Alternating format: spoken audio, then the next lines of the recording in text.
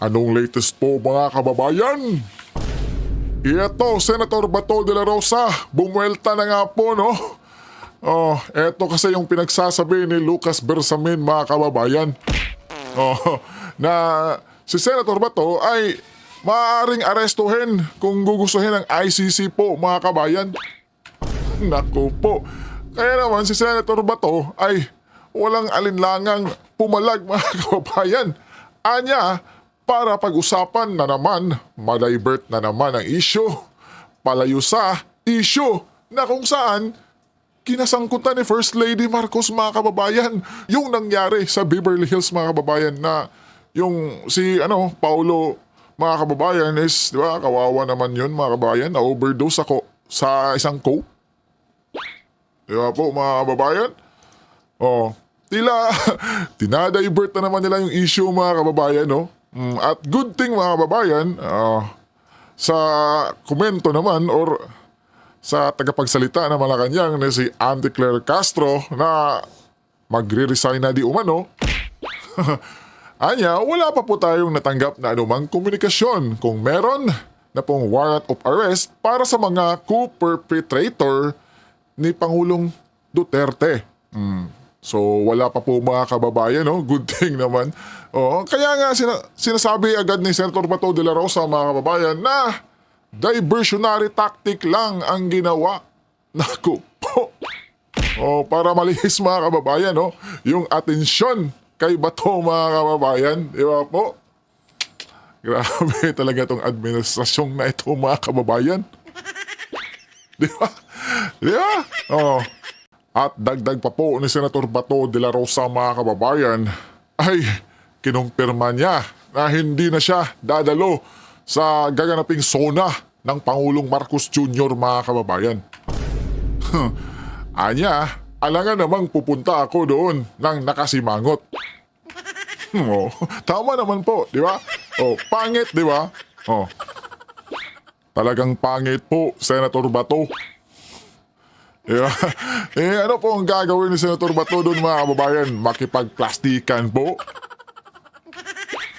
Di ba? Magpakamay-kamay kay BBM? Di ba po, mga kababayan? Alam nyo naman yung ginagawa ng Marcos admin ngayon, mga kababayan. Especially sa mga kakampi ni Tatay Digong, mga kababayan. Di ba po?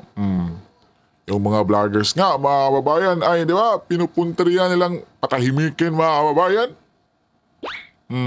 Tapos ngayon, pupunta si Senator Bato? Abay hindi. Di ba po? At eto pa po, mga kababayan, isang magaling na abogado, Mike Operario, mga kababayan, Attorney Mike, may panawagan, isang hair follicle test for the President and his family and the Cabinet and Congress, mga kababayan. Ito ang maganda, mga kababayan, na mangyari talaga. Dapat kakasa yung mahal nating Pangulong Bongbong Marcos, mga kababayan. Di ba po? Dapat kakasa, mga kababayan, di ba? Pakinggan natin, mga kababayan, si Attorney Mike.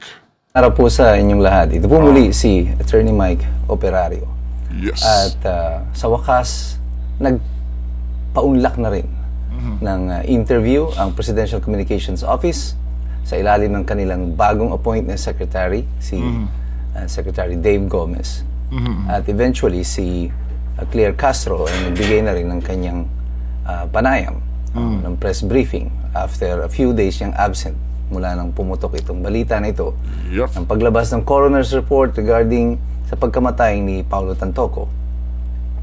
At makikita nyo dito, uniform yung kanilang soundbites. Yay. Yung soundbites po, this is a marketing strategy na through a subliminal message, unti-unti nilang dinadala sa atin itong impormasyon na ito na parang hindi mo nahahalata. Pero kinukondisyon ang isip ng mga nakikinig that this thing is a private matter.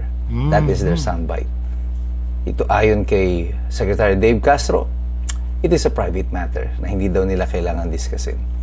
Si Claire Castro, ang sabi niya, ito naman daw po ay isang pribadong bagay at yung mga pribadong tao na involved po dito hindi makapagluksa ng ng tama. So this is the new strategy of Malacanang. This is the new tactic rather. Hindi siya strategy, it's a new tactic to Tama talaga yung sinabi ni attorney mga kababayan, no? Na yung mga reason nila, kumbaga mga kababayan, ay mukhang pare-pareho mga kababayan. Tila scripted kumbaga. Di ba po? Oh, create this narrative yes, attorney. and to condition the mind of the people that this death of Paulo Tantoco is a private matter. But we will not be fooled anymore. Tama, tama. You see clear, Secretary Gomez, we will not be fooled by these sound bites. Malinaw na malinaw po ang optics and it is not good for you. Ang larawang ipinipinta po nito nung nangyari nito at ang report from Beverly Hills, the coroner's report. This is not a police report, this is the coroner's report. Para itong medical legal report, an examination of the body, says that Paulo Tantoco died of drug overdose. Yun. This is not a private matter. You know why? Because they were in the company of First Lady. The First Lady, kahit na sabihin nyo ng hindi gumastos ng pera ng gobyerno si Paulo Tantoco to get there. Yung asawa niya is the Deputy Social Secretary in Malacanang.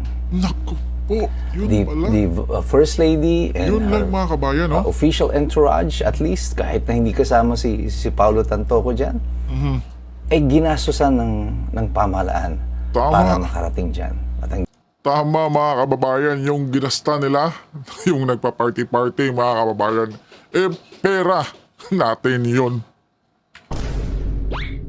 Yun lang po ang masaklap yan, kabayan. ginawa nyo ay party-party kayo dyan. Yun. Kasama nyo ang ilang pang mga opisyalis ng pamahalaan. And supposedly, ginastosan din yan ng pamahalaan. And those are public matters. Those involves public interest. Public interest because ang question dyan is, what is cocaine doing in the midst of all these public officials? Bakit may droga dyan? Ang kasabihan, Yun po kabayan yung isang malaking katanungan, no? Na bakit may Coca-Cola dyan? Di ba? Di ba mga kababayan? Yun lang yun. Kahit ano pa yung sabihin nila or i-reason nila. Di ba? Tatatak at tatatak talaga sa ating mga Pilipino na yung asawa ng ating Pangulo ay, di ba mga kababayan? May dalang, di ba? Sinabi na yan ni Tatay Digong noon eh. Di ba mga kababayan? Na si Pangulong Marcos ay isang bangag. Di ba?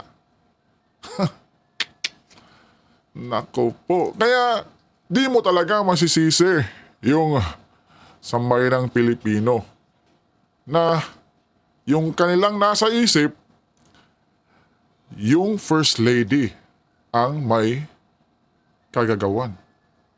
Di ba kabayan? Hindi tayo sa nanghusga kabayan ha. Kung pagtugma-tugmain natin di ba? Sinabi na ni Tatay Digong, noon pa yan mga kabayan, di ba po? Si Miss Cathy Binag, sinabi na yan, di ba? Marami na, sila Madam Maharlika.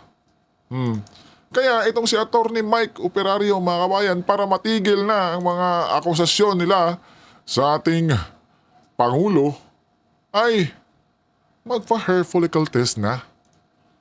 Di ba? Kung negative, edi wow kabayan.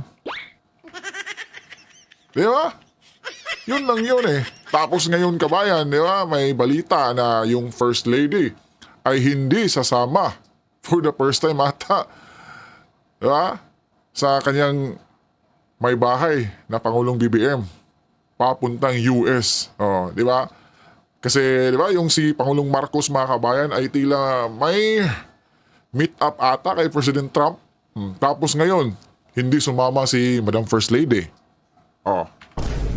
Ano ang nasa isip ng taong bayan ngayon? Oh, hindi. Natakot si Madam. Yeah? Simple lang yun, kabayan, di ba po? Tell me who your friends are, and I'll tell you who you are. Yun. Ang inilalarawan nito sa mga ordinaryong Pilipino, tama si President Digong. Ang umpisa pa lang sinasabi na niya, bangag ang ating presidente, bangag ang ating First Lady. And then all of a sudden, may ganitong report. Yun ang sinasabi ko po, kabayan, no? Di ba? Naku po.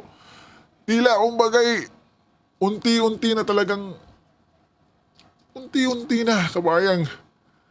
Yung kanilang baho ay sumisingaw na. Di ba po? Somebody in the company of the First Lady died of drug overdose. And the explanations that you are offering is not helping. Si Claire Castro and the PCO is not being effective communicators ng nais na mangyari ng Malacanang. Kaya umuugong na namang balita ngayon sa Malacanang, baka magsisibakan na naman dito sa PCO. At kung magsibakan man sila sa PCO, I will not be surprised. Si Claire Castro was hired just a few days before Digong was arrested. She was supposed to perform a job. And the job was to distract the Filipinos about what's happening. To feed us with all this wrong information at mga ginawa silang on the attack mode. Ano? Banat lang sila ng banat, Duterte ng Duterte, hoping na makakalimutan at hindi mapapansin ng sambayan ng Pilipino ang nangyari sa Beverly Hills. Naku po, kabayan. May tumpak ka dyan, attorney, no? Oh, kasi nangyari yan, kabayan, noong March 8. Di ba? Di ba? Same na buwan yung pagdakip kay Tatay Digong, kabayan. Oh. And if this is true, that this arrest of Rodrigo Duterte was designed as a distraction para sa mga Pilipino, para hindi mapuna ang kapalpakan at mga issue, ang kontrobersiya, ang iskandalo na nangyayari sa Amerika, you will never be forgiven by the Filipino people. That is why, in the recent survey today, 80% of Filipinos don't trust the administration anymore. This is even higher in Visayas and Mindanao at 85%. So ngayon, kahit na anong sabihin ng gobyerno, kahit anong paikot ang gawin nyo, kahit anong sound bites ang i-feed ninyo sa mga tao, it's not gonna work.